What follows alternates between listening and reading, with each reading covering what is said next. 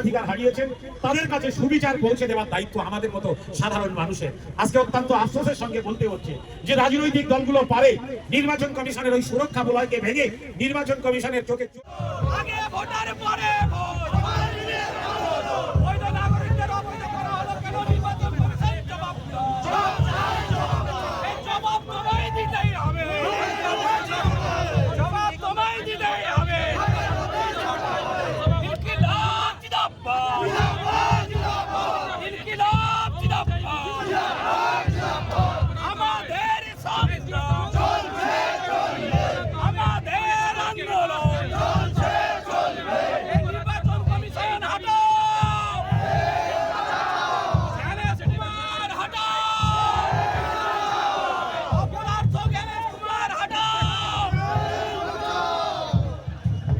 This channel does not promote any violent, harmful, or illegal activities. All content provided by this channel is meant for an educational purpose only.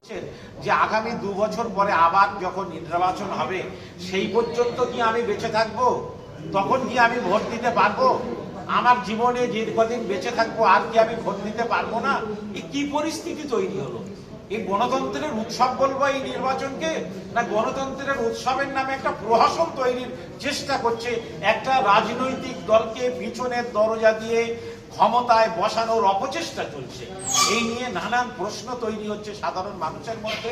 আমরা চেয়েছি নির্বাচন commission একটা সাংবিধানিক সংস্থা, পরিচ্ছন্নভাবে কাজ করবেন, কোনো দরজার পর্দার পিছনে দাঁড়িয়ে আলাদা করে কাজ নয়।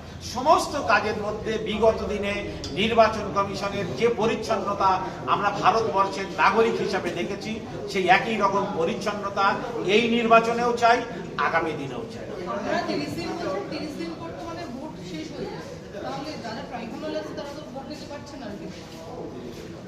অনেক মানুষ আছেন যারা ইতিমধ্যেই ট্রাইব্যুনালে জমা করেছে, তাদের ভোট যেদিন হবে তার আগেই কিন্তু 30 দিন পেরিয়ে যাবে।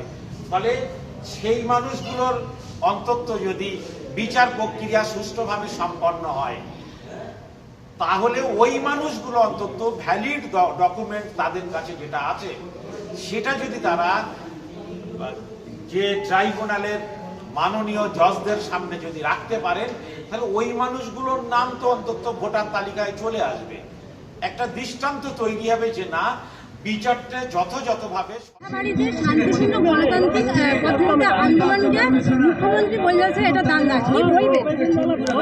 এটা অত্যন্ত দুঃখজনক, লজ্জাজনক। তার জন্য আমরা তীব্র ধিক্কার জানাচ্ছি। সেখানে শান্তিপূর্ণ আন্দোলন, সেটাকে যে ভাষাগুলো মুখ্যমন্ত্রী ব্যবহার করেছেন, মাননীয় ব্যবহার করেছেন, সেটা অত্যন্ত উদ্বেগের। এবং আমরা খুব আশঙ্কা করছি যে এই জাতিটাকে তিনি আর কি শব্দ বলে দাগিয়ে দিতে চান। যেখানে আন্দোলন হচ্ছে তাদের হাতে কোনো কিছুই নাই, শান্তিপূর্ণ আন্দোলন, শান্তিপূর্ণ বক্তব্য, সেটার ব্যাপারে তিনি যে ভাষাগুলো চয়ন করেছে সেটা আমাদের ভাবাচ্ছে।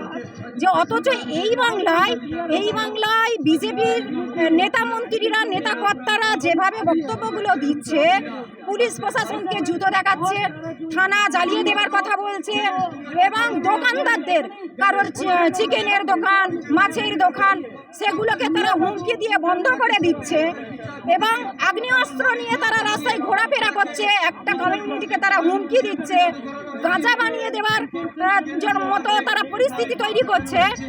তাদেরকে তিনি 1 ঘন্টার জন্য জেলে ভরতে পারছেন না। এ থেকে কি বোঝা যায়? এ থেকে বোঝা যায় এটাই যে এই বাংলার মাটিতে বিজেপি এবং টিএমসি দুজনেই খেলবেন এ টিম বি টিম হয়ে, আর কোনো মানুষকে তিনি আসতে দেবেন না। এই জন্যই তিনি যে বলেছিলেন বিজেপিকে ফ্রন্টে এনে লড়ব, তাই তিনি এই বিজেপিকে ফ্রন্টে এনেই লড়াই করতে চাইছেন।